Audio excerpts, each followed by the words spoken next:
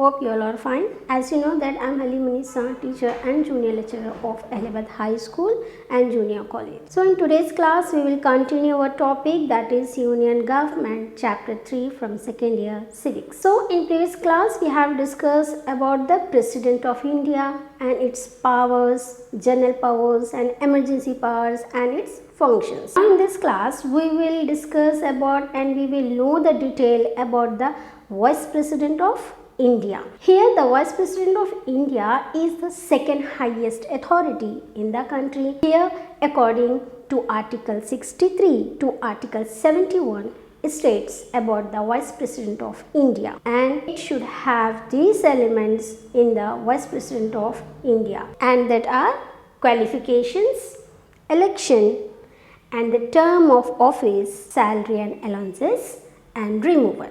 Now we will discuss all these things in detail. First, qualifications. Here, to become eligible for the office of the Vice President of India, a person must possess, he shall be a citizen of India, exactly, and he shall have completed 35 years of age.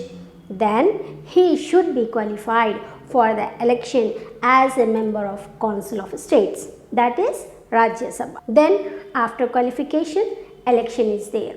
Here the Vice President of India is elected by the both elected and nominated members of the two houses of Parliament, and according to the proportional representation of the single transferable vote. So after election, the term of office, here the Vice President hold the office for the period of 5 years. From the date of assumption of the office, he may resign his office by the sending a letter to the President. Okay. After that, the salary and allowances of the Vice President of India is that the Vice President receives rupees 1,25,000 as monthly salary and other allowances in the capacity of ex-officio chairman of Rajya Sabha. After the salary, now we will see the procedure of removal.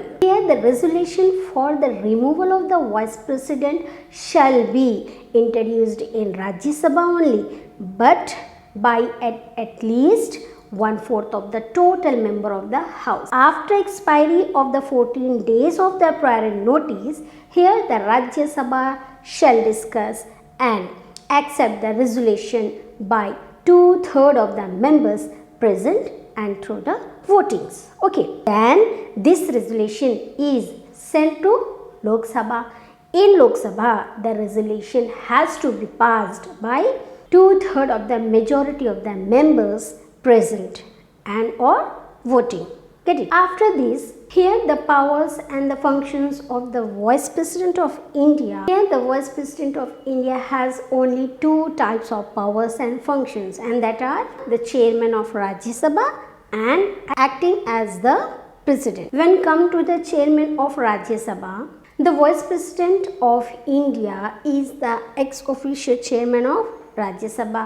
He presides over the meetings of the Rajya Sabha and he conducts the business of the House, and he also exercises the casting vote when the votes divided equally against a bill. Okay. Then after the acting as a president, means here the Vice President of India assume the charge of the President of India in the events of removal or resignations or death of the President of India. Get it? So here the Vice President acts as the President for a period of not exceeding at 6 months only. Here during this period he receives the salary and allowances as well as and the privileges of the President of India, and he is not entitled to any salary and allowances as a chairman of Rajya Sabha. So see these names and the period time of Vice Presidents of India. Have a look. After the Vice President of India, now we will see the detail about the Prime Minister of India. Here the Prime Minister is the real executive head of the Union government and belongs to the Article 74 of the Constitution states that there will be a Council of Ministers with the Prime Ministers as the head to aid and advise the President in exercising of his functions. Here the President appoints the leader of the majority party or group in the Lok Sabha as Prime Minister. So all the ministers are appointed by the President on the advice of the Prime Minister. Here incompetent ministers are dismissed or the ministerial portfolio are redistributed as desired by the Prime Minister only. So according to the Constitution of India, the ministers serve during the pleasure of the President, but in reality they serve during the pleasure of the Prime Minister. Get it?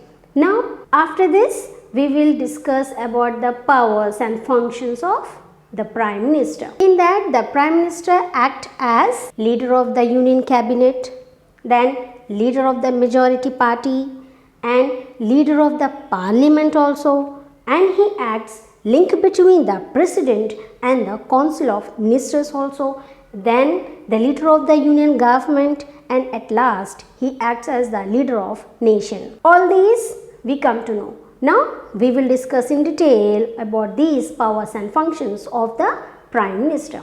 The first power that the Prime Minister acts as the leader of the Union Cabinet. Here the Council of Ministers are constituted and directed by the Prime Minister. Here the Prime Minister has the powers to include or to dismiss any person in the Council of Ministers. He can change the portfolio among the ministers exactly, and he presides over the cabinet meetings. Get it? Now the Prime Minister acts as a leader of the majority party. In this, the Prime Minister is the leader of the majority party in the House of People.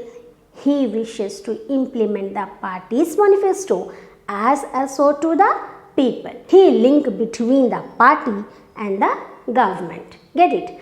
Now see how the Prime Minister acts as a leader of Parliament. Since our Constitution has created the parliamentary form of government, so that the Parliament is the supreme governance of the people exactly. As the leader of the majority party in the House of the People of Parliament and the head of the government, here the Prime Minister is treated as the leader of the Parliament, so that he informs the cabinet decisions to the Parliament, and also he communicates the major domestic and foreign policies of the Union government to the member of the Parliament. Get it? Now we will see that how the Prime Minister linked between the President and the Council of Ministers. Here the President acts as the main link between the President and the Union Council of Ministers. It is his duty to communicate to the President about the decisions of the Union government, about the decisions of the Union Council of Ministers, and also he is a very information required, and also he furnished every information required by the President concerning the affairs of the Union government. Get it? Now see, the Prime Minister is act as the leader of Union government. Here the Prime Minister is the head of the Union government, and he along with the Council of Ministers to formulate the policies and the programs and oversees the planning and implementation of the various projects of government for the upliftment and the development of the people and as well as the country also. Get it? Here all the government machinery acts according to the wishes of the Prime Minister only. After that we will discuss that here the Prime Minister acts as the leader of the nation, being the leader of Parliament and the head of the government. His statements in and outside of the Parliament are treated as important matters to the nation. While the foreign countries, the Prime Minister represents the nation and his statements are treated as the opinion of the nation as a whole. Exactly. So, see these names and the periods of the Prime Minister of India. Have a look. Here the Prime Minister is a key person in the functioning of the union government, and his position is largely dependent upon the comfortable majority that his party enjoy in the Lok Sabha. In coalition of governments, the position of the Prime Minister is conditioned by political conventions. Exactly. After this, the Prime Minister of India. Now we will see about the Union Council of Ministers. In Union Council of Ministers, the term of Article 74(1), the President shall have a Council of Ministers with the Prime Minister as a head to aid and to advise the President in the exercising of his powers. Okay. Here the Council of Ministers are appointed by the President on the advice of the Prime Minister. Okay. Now we will see this in detail, the composition, qualification and tenure and powers and functions of the Union Council of Ministers. Here first, composition. In composition, the cabinet ministers are there and the ministers of the states are there and the deputy ministers are there. We will discuss about all three here. In composition, India has the three-tier ministry and the consisting of these cabinet ministers and the minister of states and the deputy ministers. So, in cabinet ministers, the term cabinet is not in the constitution in the beginning, but it was included by the constitution through 44th Amendment Act in 1978. Here, the cabinet usually consists of senior and experienced ministers. The Prime Minister consults the cabinet ministers while taking all important decisions and arriving at a policy decision. Here, the cabinet is the policy making of the government, and it is an informed body, and its members are chosen by the Prime Minister himself. Get it? So, in ministers of states, these are the ministers who hold the charge of small ministers independently. Get it? Whereas in deputy ministers, the deputy ministers do not have any independent charge of any ministry, but they work as an assistant to the cabinet ministers, and they look after day-to-day and routine work of the minister under the guardians of the cabinet ministers. Get it? Now we will see the qualifications of the Union Council of Ministers. In qualifications, the person to be appointed as a minister must have membership in either House of the Parliament, okay, and if they are not the member of the Parliament, they should be elected to either House of the Parliament with the 6 months from the date of the assumption of their office. Get it? Here, tenure means the occupying or the ownership. We will see that. Usually, the term of the Council of Ministers is 5 years or during the President's faith and pleasure and the majority support in Lok Sabha. Here, the Prime Minister can include or remove any person in the Council of Ministers. In reality, it is the pleasure of the Prime Minister which decides the tenure of the minister in the Council of Ministers. Get it? Here, after tenure, powers and functions of the Council of Ministers and the collective responsibility. In powers and functions of the Council of Ministers, the Council of Ministers formulates the policies of the union government, and it finalizes the domestic and as well as the foreign policies of the nation, and after that having a serious deliberations and discussions. Okay, and it render advice to the President on all matters of the union government, and also it guides the President in the exercising of his functions. Exactly. So that they have a absolute control over the national finance. The proposals of taxes and the expenditures are really made by the cabinet and only approved by the parliament. And the administration of the country, here the ministers are the political heads of the department of the government, and the conducts day-to-day administrations under the control of ministers, so that the cabinet administers are the whole country. So in the lawmaking process, the cabinet has a significant role to play, that the bills formulating is done in the concerned ministry after thoroughly discussing